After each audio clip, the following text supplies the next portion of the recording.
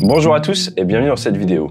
Aujourd'hui, nous allons parler des systèmes solaires en Ukraine, mais également en Russie, car de nombreuses images sont arrivées sur la toile et sont assez intéressantes à essayer d'analyser, notamment avec des missiles Scalp de fabrication européenne et notamment française, que l'on voit passer au-dessus de systèmes solaires russes ou qui arrivent à atteindre des cibles proches d'autres systèmes solaires russes. On voit un total de 7 départs missiles dans cette vidéo sans que ce Scalp ne soit intercepté. D'un autre côté, on a peut-être eu un petit excès de confiance de la part des Ukrainiens qui ont sorti une vidéo promotionnelle qui s'est, dans certains médias, retournée contre eux parce qu'ils annoncent avoir rabattu des hélicoptères mais également des avions le 13 mai dernier. Or, ces aéronefs sont tombés au-dessus du territoire russe.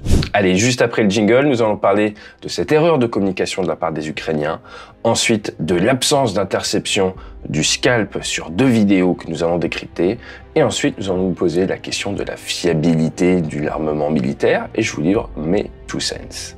Jingle.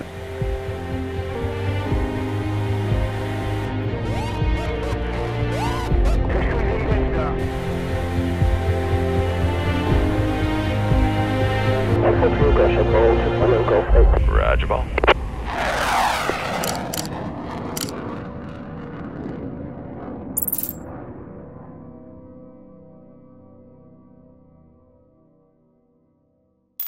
Dans cette vidéo promotionnelle, vous y voyez des S-300, des SA-17, du NASAM, donc le S-300 c'est de fabrication soviétique, SA-17 également, et l'Ukraine en possédait avant le début de la guerre, et les autres pays ont aidé l'Ukraine à en récupérer.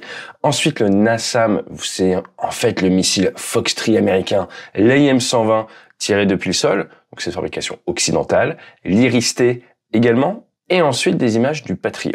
Et comme je vous l'ai dit en introduction, vous voyez ces silhouettes, comme ça que l'on appelle ça, 3 hélicoptères, 2 aéronefs, la date du 13 mai, nous en avions parlé sur la chaîne, les hélicoptères de guerre électronique, certains avions d'attaque au sol et Omnirol, tous tombés au-dessus du territoire russe, dans la région de Bryansk. Vous êtes donc sur le territoire historique russe, et pour pouvoir abattre ces aéronefs au-dessus du territoire russe avec des missiles, il faut la BSA, Border Shot Authority, l'autorisation dans la règle d'engagement de tirer votre missile au travers de la frontière. Donc, il y a une différence entre la ligne de front et la frontière. Là, on était clairement en territoire russe.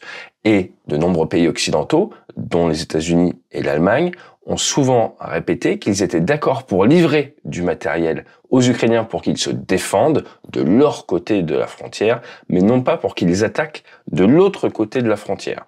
Donc je vous rappelle que la ligne de front est quand même assez loin de cette frontière historique, mais ça pose un souci. Et ça pose un souci, ce claim, comme on dit, cette revendication de tir, parce que les Américains, et surtout les Allemands qui ont fourni du Patriot, ont été très clairs sur leur volonté que l'armement livré ne serve pas à attaquer les Russes dans leur pays, pour des raisons politiques et pour des raisons liées à la dissuasion nucléaire. Toujours est-il, il n'en fallait pas moins que la publication de cette vidéo pour que dans la foulée ça réagisse dans la presse internationale, beaucoup aux États-Unis, mais également en Allemagne avec le chancelier Olaf Scholz, qui a tout simplement annoncé qu'il ne souhaitait pas livrer de missiles Taurus à l'Ukraine. Le Taurus étant une sorte d'équivalent du missile Scalp fabriqué par Taurus, qui appartient à plus de 60%, 67 pour être précis, à MBDA, le reste à Saab, aux Ukrainiens parce qu'il a peur que ce soit utilisé pour aller tirer en Russie. CQFD. Donc comment se tirer une balle dans le pied à cause de ces silhouettes qui, ça se trouve, sont vraies, ça se trouve, sont du marketing. Toujours est-il, le Taurus, ça date de 2005, ça vaut 1 million d'euros pièce. On est sur 1 tonne 4, Mach 0,8, fait de la pénétration basse altitude, une charge militaire de 481 kg, donc ça fait vraiment penser au Scalp. Et l'Allemagne, la Corée du Sud, mais également l'Espagne, qui des tirs depuis des F-18 en disposent. La Corée du Sud, ils ont quand même acheté 290, ils les mettent en œuvre avec les F-15K, qui sont les F-15 coréens, et les Allemands de leur côté, ils en ont quand même commandé 600. Donc il y avait de quoi faire niveau livraison potentielle, mais à l'heure actuelle, c'est en attente. Nous verrons la prochaine grosse étape qui risque d'être lors du sommet de l'OTAN à Vilnius, les 12 et 13 juillet, mais ça montre comment de la communication peut se retourner contre vous et l'importance de respect des règles d'engagement autour de ce BSA, Border Shot Authority. J'explique tout ça dans Au-delà de l'Ukraine si vous voulez aller plus loin. Nous arrivons donc dans ces images assez impressionnantes où l'on voit un Scalp passer à très basse altitude. Je vous rappelle que ce missile, il a pour objectif de voler bas, d'être préparé, programmé en amont, et on va essayer de lui faire épouser le relief de manière à ce qu'il soit le plus discret possible. Et on va regarder ce qu'on appelle l'intervisibilité, s'assurer qu'il soit détectable de la manière plus tardive possible et qu'il arrive à se faufiler dans le relief pour arriver sur sa cible, faire un petit cabré et ensuite venir exploser sur sa cible grâce à un guidage GPS durci, inertiel ou d'autres systèmes embarqués. Et là, clairement, eh bien, ce que l'on voit, c'est un Pantsir. Donc, c'est un système de défense aérienne moyenne et courte portée, pas très courte portée, qui a une capacité d'interception grâce à du missile ou grâce à du manuel et des détecteurs électro-optiques ou infrarouges. Donc, ça dépend, il y a différentes versions. Là, ce que les images semblent nous montrer, c'est qu'il y a une détection par liaison de données ou grâce au radar, mais très proche du Scalp. Dans la foulée, l'opérateur essaie de l'accrocher grâce à ses capteurs thermiques. On voit bien qu'on arrive à le voir. Il a du mal à rester accroché dessus. Il tire le premier missile qui me manque. Et là, le Scalp vient littéralement passer à quelques mètres, à quelques dizaines de mètres du tireur. Donc ça montre que en préparation de mission, ils avaient décidé soit de passer vertical, soit ce Pantsir qui a un système mobile s'était redéployé, ou en tout cas dans la préparation de mission, ça ne les avait pas dérangés de faire la verticale. Et alors qu'il passe vertical, il y a tentative d'engagement encore une fois de l'opérateur, mais là, bien, il est un petit peu dans le code mort, juste au-dessus. Vous pouvez pas engager quand c'est à quelques dizaines de mètres de vous, c'est trop proche. Et donc, il faut attendre un petit peu qu'il s'éloigne. Et là, l'opérateur, manque de formation, stress, mauvaise prise de décision, eh bien, va engager le Scalp alors qu'il est juste au-dessus, ce qui va l'amener à perdre le missile, tout bêtement. Ça ne va pas fonctionner. Donc, c'est 2 tirs de missiles d'interception pour 0 résultat sur le Scalp qui continue à passer et qui poursuit vers sa cible. Point intéressant, si l'opérateur avait attendu un petit peu que le Scalp passe vertical, puis avait tiré, il aurait pu l'intercepter. Pourquoi? Parce que le Scalp est subsonique, Mach 0,8, et que les missiles d'interception sont plusieurs fois supersoniques. Ils vont à plusieurs fois la vitesse du son, ils peuvent donc rattraper un missile Scalp. Donc quand vous avez le missile qui vient vers vous, vous pouvez essayer de l'intercepter si vous avez le temps, et sinon il faut attendre que ça passe la verticale, que ça s'éloigne un petit peu pour ouvrir le feu dessus et augmenter le PK, Probability of Kill, probabilité de chance de réussir une interception. Donc ça demande formation, sang-froid, anticipation, et c'est pour ça que là on voit bien que le Scalp a été bien réfléchi, arrivé bas et quand même assez rapide, peut surprendre les défenses adverses, et à moins d'avoir des systèmes aériens comme de l'A-50, comme d'autres avions en vol en permanence, eh bien, si vous n'avez pas le préavis nécessaire pour préparer votre personnel au sol pour ces interceptions, le délai d'interception est tellement court, la fenêtre de tir pour intercepter est tellement courte que dans la vraie vie, c'est très compliqué à mettre en œuvre. Donc en définitive, cette vidéo nous montre bien que le cas d'emploi du Scalp est bien réfléchi. Et pour information, le Rafale, c'est la même philosophie. Il a des capacités de pénétration basse altitude. Et l'idée, c'est ça, c'est d'arriver très bas, très rapide. Et au moment où des systèmes solaires vous détectent, c'est quasi déjà trop tard pour vous engager. J'ai bien dit quasi, parce que si vous tombez sur du personnel sol très bien entraîné, qui vous attend, qui savent bien gérer le stress et l'augmentation soudaine de leur charge de travail, eh bien, vous n'avez quand même pas 100% de chance de passer, c'est normal. Et c'est pour ça que normalement, en préparation de mission, on évite d'aller survoler les systèmes solaires. Mais certaines zones sont sûrement très défendues, et c'est sûrement le cas. Là, le Scalp n'avait sûrement pas d'autre cheminement possible. Alors en parlant de cheminement possible, cette image a fait le tour d'Internet cette semaine. Vous avez 7 départs missiles et néanmoins le Scalp qui arrive à venir frapper juste à côté du lanceur. Alors il n'en fallait pas moins pour que la toile s'excite en disant que les systèmes solaires russes c'était la preuve de leur incompétence. Je me répète encore une fois, les systèmes solaires, lorsque bien utilisés, sont redoutables, qu'ils soient russes ou qu'ils soient occidentaux. Maintenant, toute la difficulté, c'est réussir à mettre en place vos systèmes de défense pour qu'ils puissent donner leur plein potentiel et les armer avec la RH nécessaire, bien formés au niveau de standard. Donc tout ça, ça demande un environnement, une culture qui demande beaucoup d'années de retour d'expérience.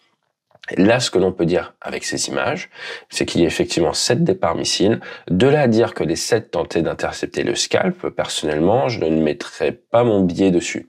Pourquoi? Parce qu'on voit qu'il y a des départs jusqu'à assez tard, et en termes de trajectoire, ça n'a pas forcément l'air compatible avec l'arrivée du Scalp.